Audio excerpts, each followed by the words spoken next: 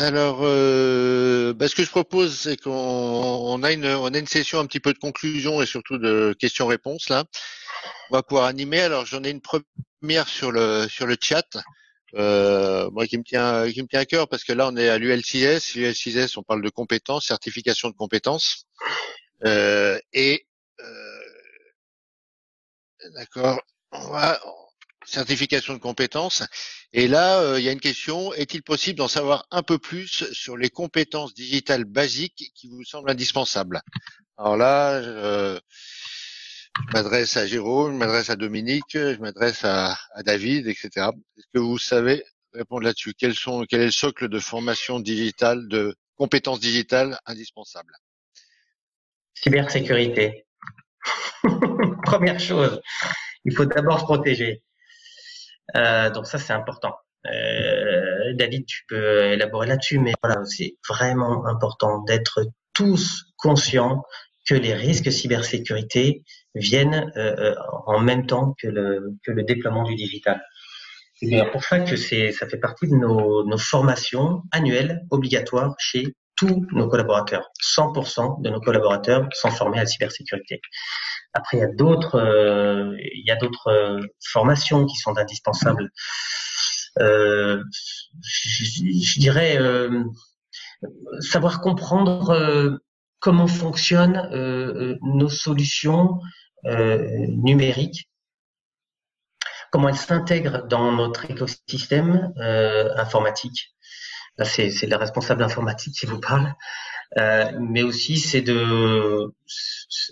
des formations en termes de processus industriels et comment est-ce que nos solutions numériques innovantes s'intègrent à nos processus industriels traditionnels.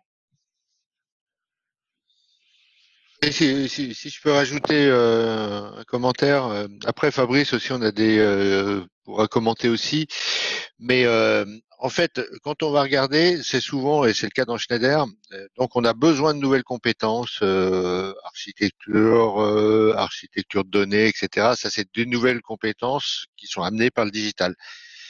Mais quand on va parler aussi de déploiement général à travers le monde, on va s'appuyer sur les équipes existantes qui sont aussi les équipes d'excellence opérationnelle qui existent déjà, celles qui faisaient du Lean, qui faisaient du Six Sigma, qui faisaient des choses comme ça, et qu'on va monter en compétence aussi sur des aspects digitaux. Aujourd'hui, les porteurs, je cite un exemple, c'est celui qui porte un petit peu tout ce qui est maintenance prédictive dans le groupe est quelqu'un qui vient de l'excellence opérationnelle, donc qui était un expert process, etc. Donc, on se repose aussi sur toutes les équipes existantes, que ça soit excellence opérationnelle, que ça soit qualité, etc. Et on va s'appuyer et on va les monter en compétence sur ces nouveaux outils. Mais par contre aussi, il faut ramener des nouvelles compétences plus proprement liées au digital. Dominique, Bon, je pense qu'on a couvert à peu près le sujet. Hein. Au-delà de la cybersec, on a effectivement après des formations qui vont être beaucoup plus orientées métier, comme tu le disais, sur le shop floor, l'application DISS dont je parlais tout à l'heure. Effectivement, les leaders d'équipe ont besoin de se former à ce type d'outils qui est maintenant digital pour éviter toutes les formations où avant le suivi était fait dans Excel ou sur du papier, des choses comme ça.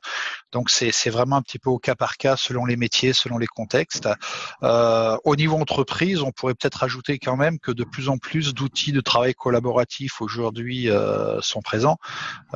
Microsoft Teams, par exemple, les partages de fichiers se généralisent. Donc, il y a aussi ça qu'il faut mettre là-dessus, un aspect bureautique et puis un aspect cybersec très très fort et obligatoire, et un aspect métier après selon les cas et les contextes en fait.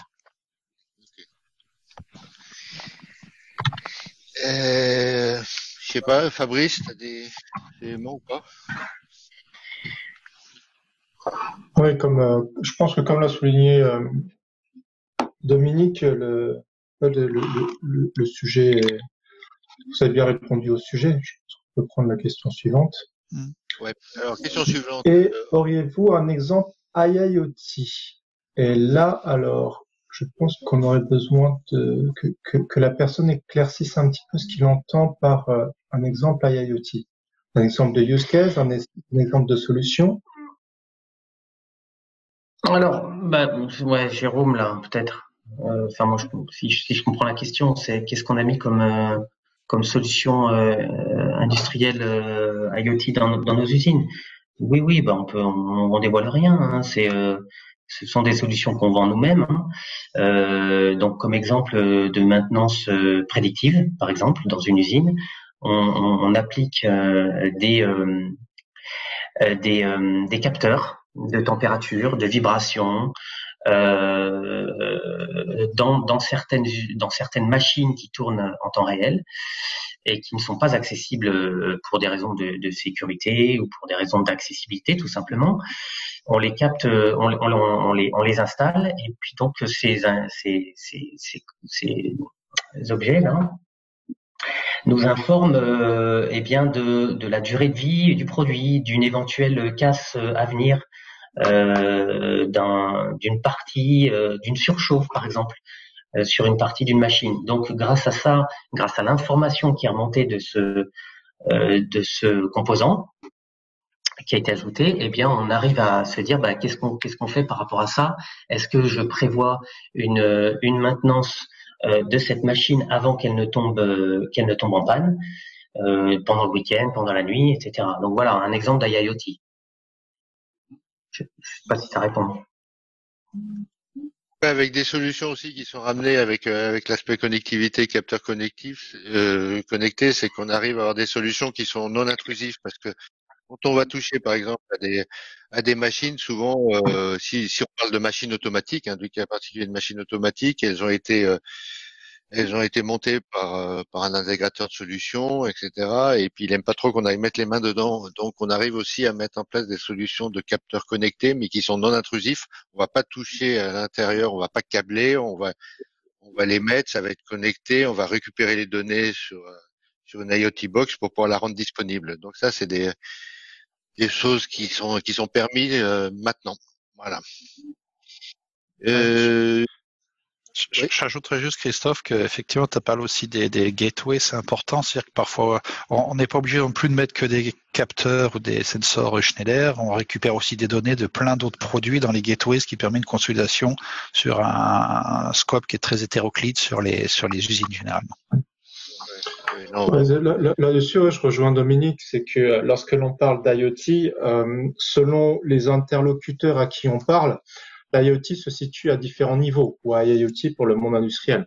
On va parler de capteurs IoT, on va parler de gateway IoT, on va parler de plateforme IoT, de solutions, de logiciels IoT, dans le sens où tout cela a pour but de collecter la donnée qui est nécessaire pour avoir un usage qui peut être typiquement, Jérôme évoquait le cas de maintenance prédictive, par exemple, ou d'alerting, donc pour un usage derrière.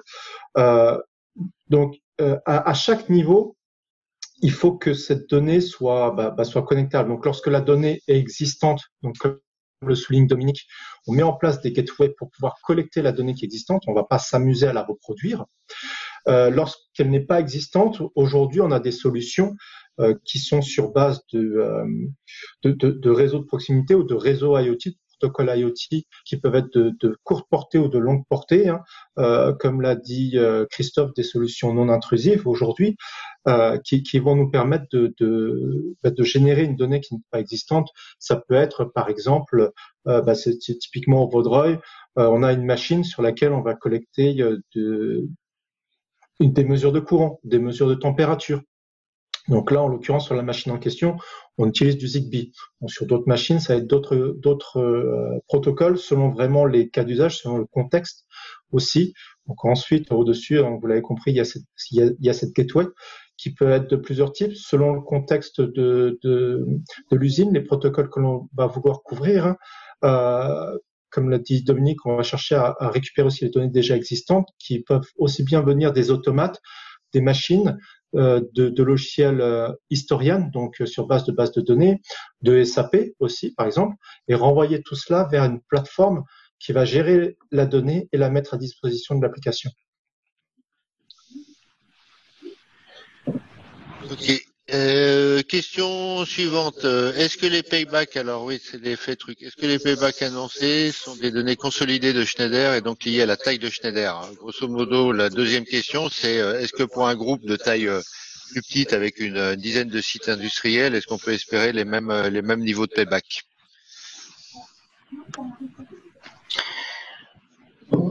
Les retours sur investissement, ils sont, ça c'est pas évident à répondre comme question. Ça dépend de votre niveau de standardisation. Ça dépend.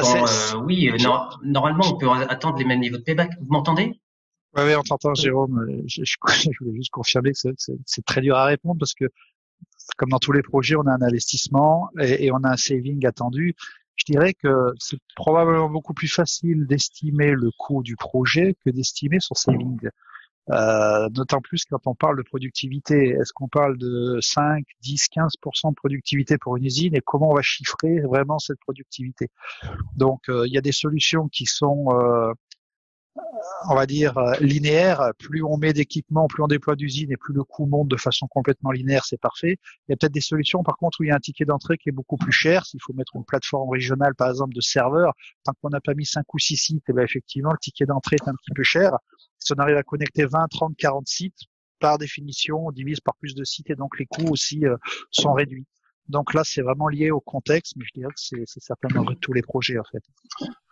Effectivement, c'est lié à plein de choses et c'est aussi lié aux solutions que l'on souhaite mettre en place. Il y a des solutions très simples aujourd'hui où un cas très simple et assez concret, vous allez comprendre rapidement. Hein, au sein d'une usine, on va parler des animations à intervalles courts. Donc, ce que j'évoquais concernant le confinement et les gens qui devaient avoir leurs indicateurs pour pouvoir prendre les bonnes décisions, les managers de ligne, etc. Aujourd'hui, ces indicateurs-là sont mis à jour à la main sur des grands tableaux blancs.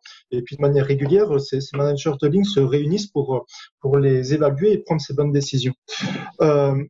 On se rend compte que une solution digitale, déjà, une solution IoT, si on peut étendre le terme, déjà peut être de capter la donnée, la faire ingérer par une solution digitale de SIM, Short Interval Meeting, ou d'AIC, pour simplement la mettre à disposition. C'est un coût qui est pas forcément extraordinaire. Et derrière, le payback sur lequel on se rend compte, ce qui semble pas forcément important, c'est 1%, 2%, 3% sur une production. Donc même au niveau d'une usine, ça peut représenter des sommes qui sont assez intéressantes, qui sont plutôt même importantes. Ensuite, vraiment, c'est qu'il faut considérer comme vous dites, hein, l'investissement peut être relativement lourd selon vraiment la taille aussi du projet que l'on peut avoir. Là, en l'occurrence, lorsque l'on souhaite avoir un programme à l'échelle de Steiner Electric, c'est plus de 200 sites, ou à minima 80 sites qui sont identifiés, et plus encore d'autres initiatives par ailleurs. C'est tout de suite un énorme paquebot qui se met en route. Lorsqu'on a une dizaine de sites, et qui peut-être sont uniquement sur une plaque régionale, le projet sera certainement plus petit. Les infrastructures nécessaires, les prérequis seront aussi peut-être plus simples à mettre en œuvre. Donc effectivement, ça dépend, comme dit Dominique, ça dépend aussi du contexte. Ça dépend du contexte. Moi, je rajouterais que ça dépend effectivement des solutions que l'on va chercher à mettre en œuvre. Okay. Je veux juste faire le gardien du temps. Il nous reste 10 minutes avec le dernier sujet. Donc il y a deux autres questions au minimum que je vois. Je vous propose éventuellement qu'on puisse y répondre à posteriori après la conférence, sous forme d'un mail et tout ça. Je pourrais communiquer mon adresse mail pour connecter et pouvoir répondre à cette question-là. Je propose de passer la main à Eric, Florent et Sébastien pour la dernière partie, qui est la présentation du concours que l'on a lancé, voilà, sur le meilleur data scientist. Oui, donc bonjour à tous et à toutes. Donc vous voyez mon écran? Est-ce que vous voyez mon écran? Oui, c'est bon. Ok, très bien. Donc moi, je vais vous présenter le concours organisé par l'UL6S. Et pour cela, je vais vous montrer comment vous inscrire et quelles sont les modalités. Donc, quand vous êtes dans le moteur de recherche, vous tapez UL6S. Vous allez sur le site de l'UL6S. Vous allez retomber sur notre parcours. Ici, vous avez un bandeau tout là-haut qu'on a donc démarré en début d'année. Et vous avez tout le parcours qui s'affiche. Donc vous allez retrouver notre premier article du mois de juin, vous allez retrouver le replay de la conférence que nous avons organisée en juillet. Donc vous avez à la fois le replay global et le replay de chaque partie. Vous avez un deuxième article qui a été posté en août. Vous avez la conférence d'aujourd'hui, donc qui fera l'objet également d'un replay, donc qui sera affiché toujours sur notre page. Et pour faire le lien avec notre prochaine conférence que nous organiserons en novembre, nous avons introduit le premier concours donc de l'UL6S, donc qui est le concours de la meilleure ou du meilleur data scientist de France, en utilisant Python puisqu'il y a pas mal de questions pratiques. Alors pour s'inscrire, c'est très simple, c'est pour ça que je montre mon écran. Il suffit de cliquer sur ce petit cube et vous tombez directement sur le formulaire d'inscription. Alors, comme vous le voyez, en fait, le formulaire, il est vraiment très simple. Il suffit de taper votre nom, votre prénom, votre date de naissance et votre email. Vous envoyez et c'est terminé pour l'inscription. Puisque une fois que vous aurez envoyé le formulaire d'inscription, vous recevrez des identifiants pour vous connecter sur une plateforme du CESI qui nous prête en fait sa plateforme pour organiser ce concours. Et vous aurez l'occasion, donc je vais vous la présenter, de pouvoir répondre à un certain nombre de questions. On a fait ça sous forme d'un quiz, mélangeant à la fois des questions de savoir et des questions de savoir-faire. Vous aurez 45 minutes pour répondre à 93 questions. Alors, le règlement en fait du concours est assez simple. On a souhaité être lean nous-mêmes sur un concours. Donc, le formulaire, il suffit tout simplement là de compléter ce formulaire. Donc, il y a 4 champs. Vous envoyez, hop, ça y est, vous êtes inscrit. Vous recevrez très rapidement des identifiants, comme je viens de l'expliquer, pour aller vous connecter sur la plateforme du CESI. Je vais vous la montrer juste après. Donc, ce qui est important, c'est que vous pouvez participer du 24 septembre, c'est-à-dire aujourd'hui, en fait, c'est l'ouverture du concours jusqu'au 31 octobre. Donc, vous avez la possibilité de vous inscrire pendant jusqu'au 30 octobre, pardon, et vous pouvez participer jusqu'au 31 octobre. En revanche, le 31 octobre, à 18h, le concours sera fermé. L'objectif, comme je l'expliquais tout à l'heure, c'est d'assurer un pont entre nos deux conférences qui assure une cohérence sur notre volonté au niveau du L6S de valoriser cette innovation qui est indéniablement la data driven que vient d'expliquer Christophe et ses équipes et la data science. Donc, un classement sera mis en ligne façon Kaggle sur ce même lien ici. Vous aurez un classement de tous ceux qui participent en permanence sur cette page. Alors, n'hésitez pas à participer parce qu'en fait, pour faire simple et clair, le quiz, on a mis plus de 6 mois à le réaliser. Il est très difficile. Donc, n'hésitez pas à vous casser les dents et à jouer, puisque sur les 93 questions, il est fort peu probable que vous arriviez à faire 93, soyons bien clairs. Donc l'objectif, c'est de vous faire plaisir à passer ce test, et puis ça vous permettra également de vous évaluer un petit peu par rapport, on parle de data science, sur un certain nombre de problématiques. Alors on a voulu aborder des problématiques qu'on a vues tout à l'heure, c'est-à-dire qu'il va y avoir des généralités, il va y avoir des questions sur des algorithmes, il y aura des questions sur le machine learning, il y aura des questions sur le deep learning et des questions sur des métriques. Comme on l'a dit tout à l'heure, l'objectif de tout ça, c'est de réussir des use cases, et c'est d'en tirer évidemment des gains. On a parlé du payback tout à l'heure, mais l'objectif derrière, c'est d'avoir des gains. Donc la notion de métrique est importante, et dans ces quiz, vous verrez, on a pas mal de questions là-dessus. Alors, pourquoi on fait tout ça, et qu'est-ce que vous avez à y gagner, C'est une question qu'on peut se poser. Donc, la première chose, c'est qu'on mettra à l'honneur, évidemment, la gagnante et le gagnant. On essaiera d'avoir deux catégories pour assurer cette diversité. Donc, sur le site, vous aurez donc une page de la gagnante et du gagnant. Et en fait, on invitera lors de notre prochaine conférence du mois de novembre, on invitera donc les deux gagnants et gagnantes à participer à nos prochaines conférences. Et les deux personnes, donc gagnantes et gagnants, deviendront des référents en Big Data de l'UL6S en lien avec la cellule innovation. Donc la cellule innovation, aujourd'hui, comme l'a initié tout à l'heure Alain en introduction, on est plusieurs industriels. Donc il y a Hutchinson avec Florent Padois, donc moi-même Valéo avec Éric Manouvrier. Et sur cette initiative de mettre en place un premier quiz pour tester un peu le savoir. Donc là, on va dire un quiz de connaissances. Hein. C'est pas un quiz de compétences puisque la compétence nécessite de valider la pratique. Mais ça c'est par la suite quand on organisera notre certification de compétences en big data, qui elle valorise vraiment la pratique et l'expérience. Donc là, on restera sur ce quiz qu'on vous propose, sur un quiz de savoir, hein, de connaissances. L'objectif, en fait, c'est vraiment que vous puissiez participer à notre aventure.